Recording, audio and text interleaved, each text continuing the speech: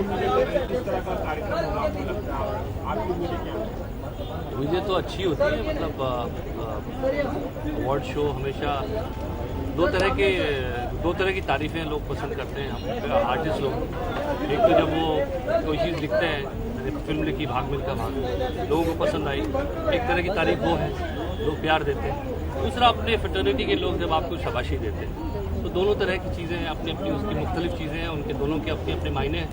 और खुशी होती है जब अपने इंडस्ट्री के लोगों से हम लोग कहते रहते हैं एक दूसरे से मिलेंगे और आके यही अवार्ड शो में ही मिलते हैं एक दूसरे को। आप भी नॉमिनेटेड हैं भाग मिल्खा भाग, जो काफ़ी सराही गई है जी, तो काफ़ी कड़ा कंपटीशन आपको लगता है आपको मिलेगा या किसी का नहीं? पता नहीं, देखिए मुझे लगता है मैंने जो फिल्म लिखी है वो अपनी तरफ से पूरी कोशिश की कि अच्छी फिल्म लिखूँ, लोगों को पसंद आई है।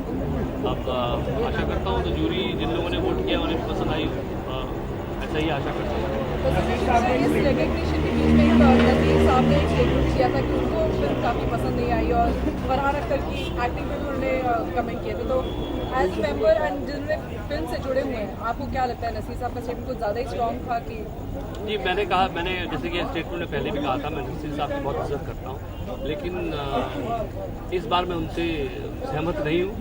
इसलिए नहीं कि मेरी लिखी हुई फिल्म है, जो मैंने लिखा था वो उसके साथ अगर कोई न्याय कर सकता था तो वो फरहान थे। उन्होंने न्याय ही नहीं किया, उसको नई ऊंचाइयों तक पहुँचाए। उनका अभिनय जो है बहुत काबिल तारीफ है, बहुत खूबसूरती से उन्होंने काम किया, तो मैं उनसे सहमत नहीं। एक और चीज़ जो आजकल इशू है कि कॉपीराइट इशू जो चल रहा है म्यूजिक कंपनीज और कंपोजर्स और लिरिसिस्ट इन सबके बीच में चल रहा है जी, आपका क्या व्यू पॉइंट है उसमें? कि देखिए, कोई भी देश जो है जहाँ पे आर्टिस्ट लोग उनको अधिकार न मिले और वो एक सोसाइटी बैलेंस सोसाइटी नहीं कही जा सकती, तो मैं मानता हूँ कि ऐसा फैसला जो सबके हित में हो ऐसा किया जाना चाहिए। और ये सब चीज़ें जो हैं कानून के बाद जो है ये मिल बैठकर सुलझाने वाली चीज़ें हैं, और ये सर्वसहमति से जो सबको सर्वमान्य हो ऐसी चीज़ होनी चाहिए, ऐसा सोल्यूशन निकलना चाहिए जिससे सबको खुशी हो। क्योंकि कोई भी ये शायद नहीं चाहता है कि किसी के अधिकार छीने जाए या किसी को दे दिए जाए, लेकिन कहीं एक अंडरस्टैंडिंग की मुझे कमी लगती है। वो अंडरस्टैंडिंग आने की बहुत ज़रूरत है इंडस्ट्री के लिए, वो इंडस्ट्री के भविष्य के लिए बहुत ज़रूरी है।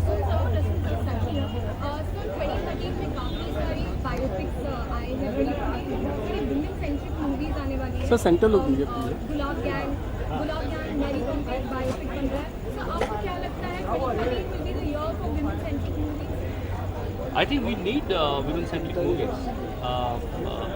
I think it's very important that the role of a woman and the character in the film is much more fleshed out, and it reflects the times we are living in today. We should not be dogmatic about it. It should not be, degrading to women. I think we have to have very sensitive approach towards women, and hard-hitting women performances and roles are required to be written, and I would be very happy to write one. And I've been constantly writing through my poetry, but I would definitely like to do that because it's times are changing and we need to understand that it's not the same anymore. So if a biopic has to be written, since you wrote one of her, Sir, look. has to be written on a woman, which women character or a legend would you choose? There are many. In fact, we have not even started doing that. There would be political. I don't want to, right now. You've just put the question in front of me. I think it's a very important question to be answered, just like that. But I think there are political women, political figures in our country which we have not talked about. There are artistic figures in our country. They are painters. They've been musicians. They have been, someone like a Kishori Amonkar. I mean, I love her. Why can't we talk about her like a musician or a politician or an artist like Amrita Shergill, or you can talk about a lot of people which qualify and should be their stories should be shared just to inspire women that women have also done. We live in a country where we had a woman like Gargi in our culture. If you go to Indian mythology and then come back to the history of India and see how many जिसे कहते हैं विदुषी महिला, ऐसी those characters, those figures have been there. I don't think we know much about it, and we feel that our country was always like this. This country has in past produced many prolific women in many fields, and I think they should be talked about. They should be fleshed out, those characters, and I try to do justice in this. We as a whole team, we did in Bhag Milkha Bhag. We should bring out those characters as well. Thank you so much. Pleasure. Thank you so much.